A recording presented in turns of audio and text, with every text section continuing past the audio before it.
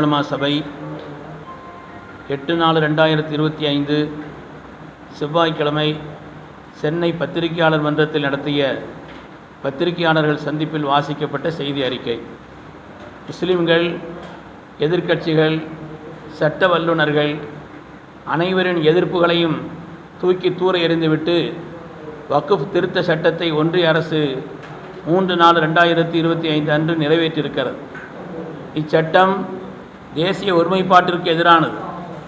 அரசியலமைப்பு சட்டத்தின் பிரிவு 25 வழங்கியுள்ள அடிப்படை உரிமைகள் மீது நடத்தப்பட்ட தாக்குதல் சிறுபான்மை மக்களின் சொத்துக்களை புறவாசல் வழியாக கபலீகரம் செய்யக்கூடிய உள்நோக்கம் கொண்டது. ஆரம்பத்திலிருந்தே வக்ஃப் சட்டம் குறித்து உண்மைக்கு புறம்பான தகவல்களையே ஒன்றிய அரசு கூறி வருகிறது. நடைமுறையில் இருந்த சட்டத்தில் வெறும் 44 திருத்தங்களை மட்டுமே செய்துள்ளோம் என்று ஒன்றிய அரசு கூறிய போதிலும் இதில் 33 புதியன சேர்த்தலும், 45 விதி மாற்றங்களும், 37 அகற்றங்களும் செய்யப்பட்டுள்ளன. ஆக மொத்தம் 115 திருத்தங்களுடன் இச்சட்டம் நிறைவேற்றப்பட்டுள்ளது. ஒரு சட்டத்தில் 105 திருத்தங்களை செய்தால் அந்த சட்டம் அதனுடைய அடிப்படை தன்மையை இழந்துவிடும் என்பது எல்லோரும் அறிந்த உண்மையே. எனவே சட்ட திருத்தம் என்ற போர்வையில் புதிய சட்டத்தையே ஒன்றிய அரசு கொண்டு வந்துள்ளது. பாராளுமன்றத்தில் வக்ஃப் சட்டத்தை அறிமுகம் செய்த பொழுது சிறுபான்மையினர் நலத்துறை அமைச்சர் கிரீன் ரிஜிஜு அவர்கள் வக்ஃப் சொத்துக்களை முறைப்படி நிர்வாகம் செய்தால் முஸ்லிம்களின் வாழ்க்கை தரம் மேம்படும், அது நாட்டின் வளர்ச்சிக்கு பயன்படும், அதற்காகவே இந்த சட்டம் கொண்டு வரப்பட்டுள்ளது என்று கூறினார். கடந்த 2 தடவையாக 2019 மற்றும் 2024 ஒன்றிய அமைச்சரவையில் ஒரு முஸ்லிம் கூட இடம்பெறவில்லை. முஸ்லிம்களுக்கு பிரதிநிதித்துவமே தராமல் 2 தடவையாக ஒன்றிய அரசு இயங்கிக் கொண்டிருக்கிறது. ஆளும் கட்சியான பாஜகவில் ஒரு முஸ்லிம் பாராளுமன்ற உறுப்பினர் கூட இல்லை. இவர்கள்தான் முஸ்லிம்களின் நலனுக்காக சட்டம் கொண்டு வருகிறார்களாம். இது வேதனையான நகைச்சுவை அன்றி வேறென்ன நாம் சொல்ல முடியும்? ஏன் இந்த சட்டத்தை நாங்கள் எதிர்க்கிறோம்? பல காரணங்கள். ஒன்று, முஸ்லிம்களின் நலனுக்காகவும் நல்வாழ்வுக்காகவும் முன்னோர்கள் அர்ப்பணித்த சொத்துக்களை அவர்களின் விருப்பத்திற்கு மாறாக வேறொரு வழியில் செலவிடச் சொல்லி இந்த கட்டாயப்படுத்துகிறது இந்த சட்டம். இதற்கு ஏதுவாக 95ஆம் ஆண்டின் வக்ஃப் சட்டத்தை திருத்தியுள்ளது ஒன்றிய அரசு. வக்ஃப் சொத்துக்கள் மூலம் கிடைக்கும் வருமானங்கள் ஷரியத் என்னும் இஸ்லாமிய சட்டம் அனுமதிக்கும் வழிகளில் தான் செலவிடப்படும் என்று ஏற்கனவே இருந்த சட்டத்தை திருத்தி அந்த வருமானங்கள் ஒன்றிய அரசு குறிப்பிடும் வழிகளில் செலவிடப்படும் என்று மாற்றப்பட்டுள்ளது. எனவே சொத்துக்களை தானமாக அர்ப்பணிப்பவருடைய நோக்கத்திற்கு எதிராக இந்த புதிய சட்டம் அது இருக்கிறது. அதேபோல் முஸ்லிம்களின் நலனுக்காக முஸ்லீம் அல்லாத இதர சமுதாயத்தினர் வக்ஃப் செய்வதை இந்த சட்டம் தடை செய்கிறது. இது முஸ்லிம்களை தனிமைப்படுத்துவதற்காக மேற்கொள்ளப்படக்கூடிய இழிவானதொரு முயற்சி.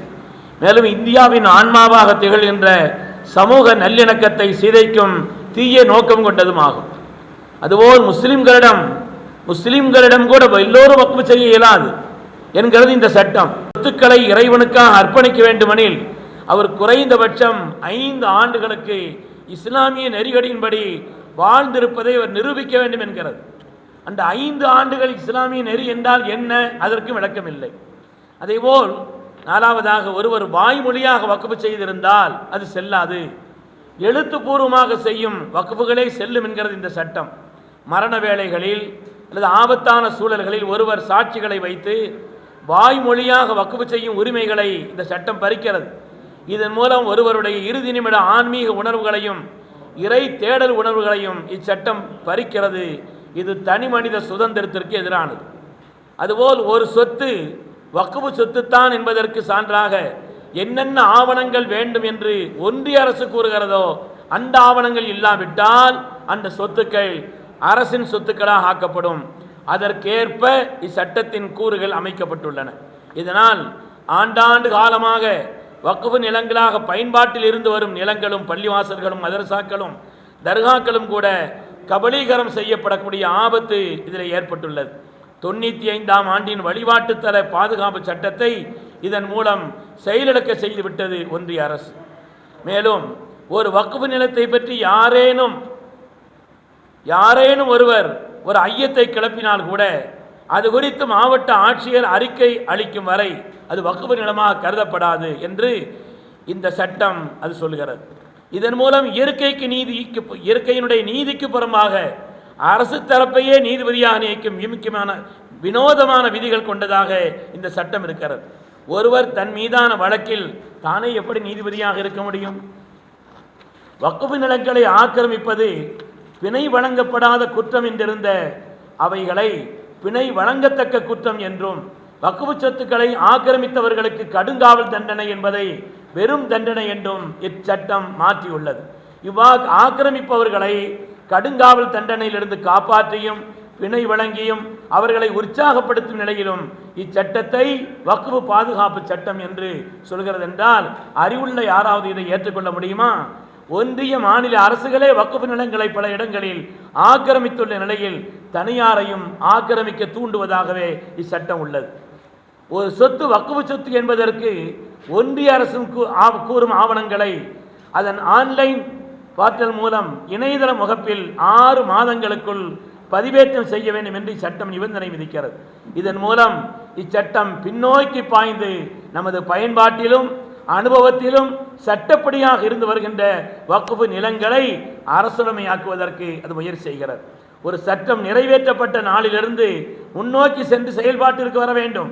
அதற்கு மாறாக இச்சட்டம் பின்னோக்கி பாய்கிறது. ஏற்கனவே நடைமுறையில் இருந்த சட்டத்தின்படி செயல்பட்டவர்களை தண்டிக்கும் வகையில் இந்த சட்டம் உருவாக்கப்பட்டிருக்கிறது. இது பொதுவான சட்டவியலுக்கும் சட்டம் இயற்றும் அந்த சட்டவியலுக்கும் இது எதிரானது. மேலும் மக்களுக்கு சட்டத்தின் மீது இருக்கக்கூடிய நம்பிக்கையை சிதைத்து விடுவதாகவும் இது சட்டம் அமைந்திருக்கிறது. ஏற்கனவே நடைமுறையில் இருந்த தகுதியான சட்டங்களை புதிய சட்டங்கள் மூலம் இல்லாமல் ஆக்குவது உலக நாடுகளில் எங்குமே இல்லாத வினோதமான அநீதியாகும். முஸ்லிம்களை வஞ்சிப்பதற்கும் அவர்களுடைய மத நிறுவனங்களின் மீது படையெடுக்கவும் எப்படிப்பட்ட வெட்கமற்ற செயலையும் பாசிஸ்டுகள் செய்ய துணிவார்கள் என்பதற்கு இது ஒரு சான்று.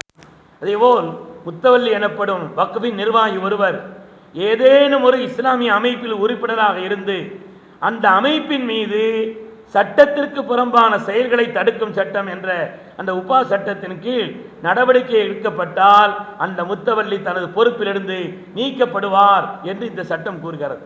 இந்திய அரசு தனது நாட்டில் உள்ள சிறுபான்மை மக்களுக்கு எதிராக உபா சட்டத்தை பிரயோகம் செய்து வருகிறது என்பது ஐநா சபையின் மனித உரிமை ஆணையாளர்கள் இந்திய ஒன்றிய அரசை எச்சரித்துள்ள நிலையிலே சர்வதேச மனித உரிமையாளர்கள் அந்த உடன்படிக்கைக்கு அப்பட்டமாக மீறுகின்ற அந்த சட்டத்தை முஸ்லிம்களின் மத நிறுவனத்தின் மீது அவர்களுடைய நிர்வாகிகளின் மீது ஒப்பிட்டு ஒரு சட்டத்தை இயற்றுவதே ஒன்றிய அரசினுடைய குரூர எண்ணத்தையும் தீய நோக்கத்தையும் இது சுட்டிக்காட்டுகிறது.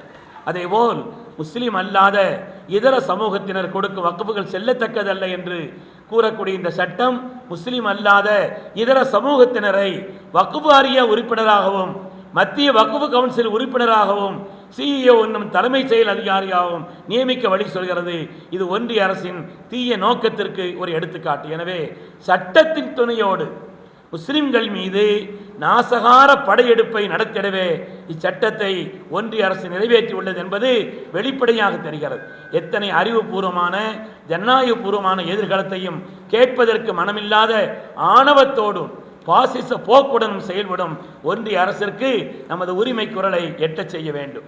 இதனுடைய அடிப்படையில் தான் வருகின்ற 13ஆம் தேதி ஞாயிற்றுக்கிழமை தமிழகத்தின் எல்லா மாவட்டங்களின் தலைநகரங்களிலும் வக்ஃபு திருத்த சட்டத்தை கண்டித்து தமிழ்நாடு ஜமாஅத் உலமா சபையில் சார்பில் கண்டன பொதுக்கூட்டம் நடைபெற இருக்கிறது. இந்த செய்திகளை எல்லாம் மக்களிடத்திலே கொண்டு சேர்ப்பதற்கு பத்திரிகையாளர்களான தாங்கள், மக்கள் நலனை நாடக்கூடிய தாங்கள் எல்லோரும் இதற்கு உறுதுணையாக இருக்க வேண்டும் என்று தமிழ்நாடு ஜமாஅத் உலமா சபையின் சார்பாக உங்களிடத்தில் அன்போடு வேண்டிக் கொள்கிறோம்.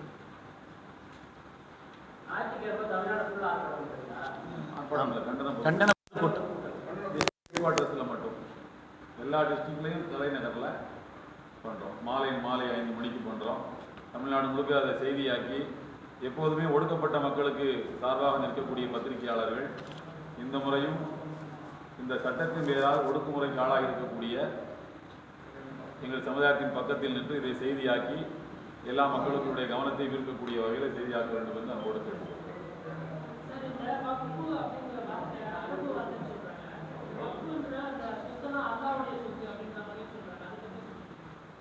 வக்ஃபு அப்படிங்கிற வார்த்தை அரபி வார்த்தை. வக்ஃபு அப்படின்றது என்னன்னா ஒருவர் தனக்கு இருக்கக்கூடிய சொத்துக்களை இல்லை பரவாயில்ல அப்படி அப்படி அப்படி அப்படி வரும்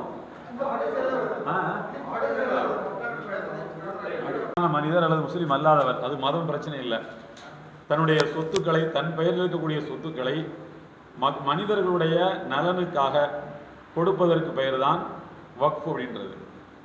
ட்ரஸ்ட்டுக்கும் இதுக்கும் உள்ள அடிப்படையான வித்தியாசம் என்னன்னா, ட்ரஸ்ட் என்பது அந்த ட்ரஸ்ட் பேரில் கொடுப்பாங்க, வக்ஃப் என்பது கடவுளின் பேரால் அல்லாஹ்வின் பேரால் கொடுக்கிறது. நமக்கு புரிகிற மாதிரி சொல்றதா இருந்தால் சேஞ்ச் ஆஃப் ஓனர்ஷிப், இந்த ஓனர்ஷிப்பையே மாற்றுறது. இனிமேல் அந்த சொத்துக்கு நான் ஓனர் இல்லை, யார் ஒரு அது ஒவ்வொரு தனிநபரும் ஓனர் இல்லை, யார் எந்த தனிநபரும் ஓனர் இல்லை, அல்லாஹ் தான் கடவுள் தான் அதுக்கு ஓனர். எப்போ கடவுள் ஓனர் ஆகிட்டாரோ அவர் சொல்கிற அடிப்படையில் தான் அதை பங்கு வச்சு கொடுக்கணும். அவர் என்ன சொல்லியிருக்கிறாரு, ஏழை எளிய மக்களுக்கு மதம் கடந்த அடிப்படையில் எல்லா மக்களுக்கும் நீங்கள் உதவி செய்யுங்க அப்படின்னு சொல்லியிருக்கிறார். மொத்தத்தில் மக்களுடைய நலனுக்காக மக்களில் ஒருவர் கொடுப்பதற்கு பேர் தான் வக்ஃபுன்றது.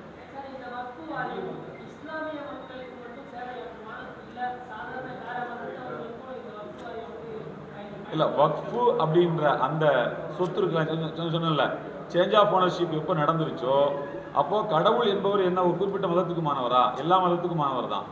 எனவே அந்த வக்ஃபு அப்படின்றது நான் கொடுக்குறேன்னு சொன்னால் நான் என்ன நோக்கத்தை சொல்லி கொடுக்குறேனோ அந்த நோக்கத்தின் அடிப்படையில் அது செயல்படும். அது செயல்படுதான்னு கண்காணிக்கிறது தான் வாரியத்தினுடைய வேலை. சென்னையில் அதே 13 எல்லா டிஸ்ட்ரிக்ட் ஹெட் குவார்ட்டர்ஸ்லையும் 13ஆம் தேதி தான் மாலை 5 மணிக்கு. இடம் ராஜரத்னம் ஸ்டேடியம்.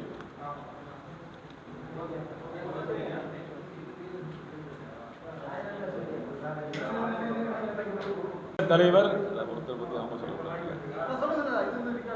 PA காஜா மொயினுத்தீன் பாக்கவி, எங்கள் அமைப்பினுடைய மாநில பொதுச் செயலாளர் டாக்டர் BS அன்வர் பாதுஷா உலவி, எங்கள் அமைப்பினுடைய மாநில துணைச் செயலாளர் KM இலியாஸ் ரியாஜி, எங்கள் அமைப்பினுடைய இன்னொரு மாநில துணைச் செயலாளர் NA காஜா மொயினுத்தீன் ஜமாலி டாக்டர் முனைவர் அவங்க. ரொம்ப நன்றி.